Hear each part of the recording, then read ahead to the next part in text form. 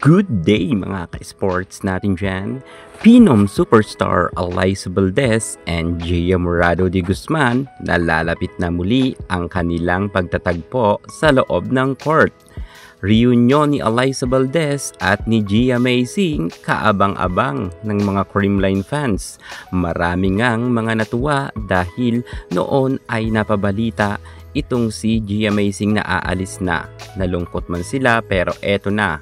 Naging kabaliktaran na ang nasabi nating mga istorya kung saan ang ating Gia Maysing ay patuloy pa rin na nananatili sa Team Creamline Cool Smashers. Makakasama niya si Alyssa Valdez.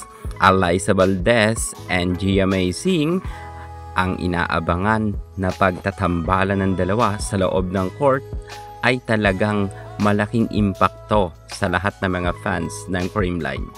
Gia Maysing, may babalik ba ang lakas ni Alyssa? Alamin natin ang buong detalye. Pero bago ang lahat, kung bago ka muna sa aking channel, subscribe na.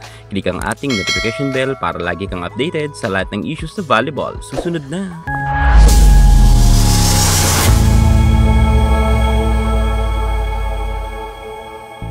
Matagal-tagal rin nawala itong si Gia Maysing sa Pilipinas at finally, narito muli siya at nagbabalik.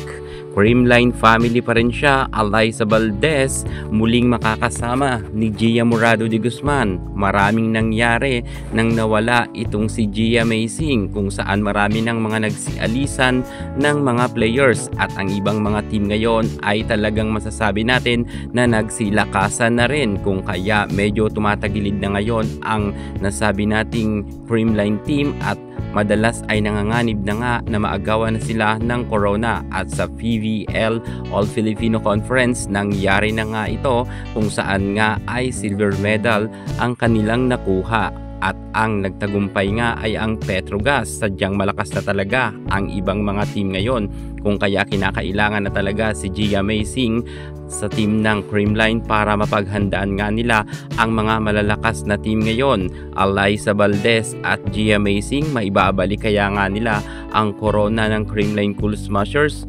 Sa tingin ko, mas gaganda na ang magiging laro ng ating Alyssa Valdez dahil kilala na natin si Alyssa at itong si Gia ng panahon pa nila ay matagal na silang magkasama.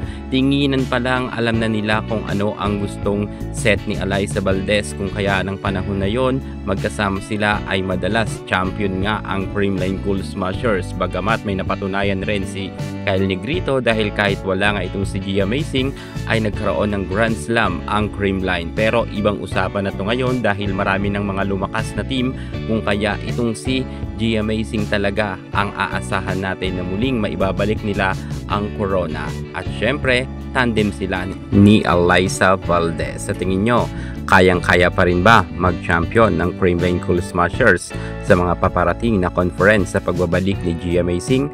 Well, kung ako inyong tatanungin, kayang-kaya nila mag-champion. Yan muna ang pinaka-latest natin sa mundo ng volleyball. Thank you so much. God bless.